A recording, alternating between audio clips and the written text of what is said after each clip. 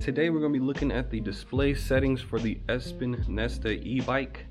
If you guys don't have the same e-bike but have a similar display, hopefully these settings will work for you guys. But essentially, we're going to show you guys how to access the secret menu, therefore changing your bike from a class 2 to a class 3. Hopefully it's helpful, and if so, hit the like button, alright? If you guys didn't watch my first video on this bike, I was stuck at 20 miles per hour. On the website, it states that the bike can go 25 miles per hour and it's a class 3. I tried accessing the menu so I can change the settings, but there's a setting in there which you have to put a password in and then you can move on to the secret menu. Well, I figured out the password and I'm gonna show you guys how to do it right now. In order to access the settings, you're gonna have to push the M button twice. Once you do that, you're at P1. This one's gonna be the display brightness. So in order to change this one, you have to hit the M button once, and then you can use the minus button or the plus button to change the brightness of your screen. 5 is the highest. So I'm gonna keep mine at 5, and I'm gonna hit the M button again. In order to move on to the next parameter, you have to push the plus button. So now we're at P2. This one is the automatic shutdown time. This one's gonna be in minutes, so in order to change this one, you have to hit the M button. Once you hit the M button, you can use the plus or minus button to change how many minutes it takes for your bike to shut off. And then you're gonna hit the M button again to lock it in. And then to move on to the next parameter, you hit the plus button. The next parameter is P3. This one you can change from miles per hour or kilometers per hour. So 1 is miles per hour and 0 is kilometers per hour. We're gonna leave it at 1. Next parameter is P4. This one do not change at all. This one is for manual PAS switching. I wouldn't touch it. All right, let's move on to the next one. Now here's where you have to enter a password. By doing this, you're able to access the secret menu. And if you don't know what the password is, you can try using the one that I found. So you have to hit the M button and then use the plus or minus button to change the number.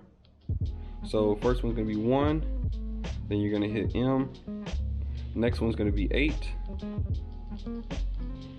Hit M. Next one's gonna be 0.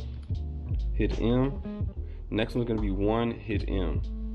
So once you do that, you access the secret menu, all right? You should say A1 on there.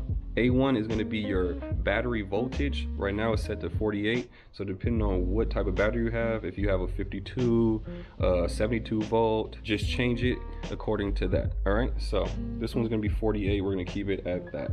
Next one is A2. This one is the assistance gear selection. I wouldn't change this one, just leave it as is.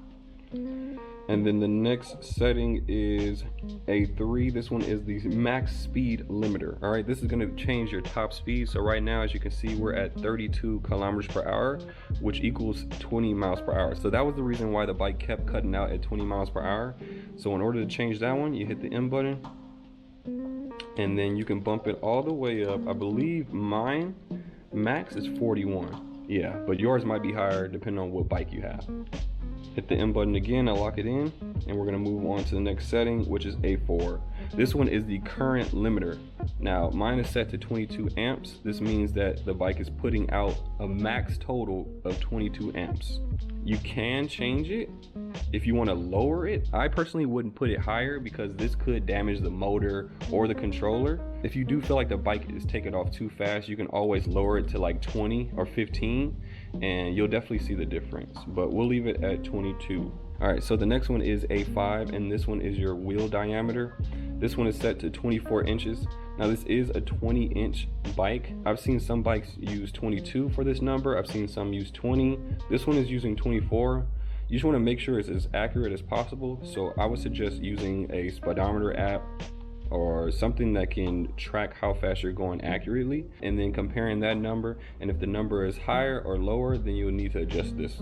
We're gonna leave it at 24 for now. So the next one is A6. This is the number of speed measuring magnets. I wouldn't change this one. This one is set to 1. We're gonna leave it at 1. A7 is the number of PAS magnets. This one is set to 3. I'm not gonna change it. It works perfectly fine like that. So the next one is A8. This one is your throttle 6 kilometer setting. I wouldn't change this one as well, just leave it. Next one is A9. This is your PAS orientation. This is going to determine which way your crank's gonna turn, and that's gonna engage your pedal assist. So if you are spinning forward, it's gonna engage the pedal assist.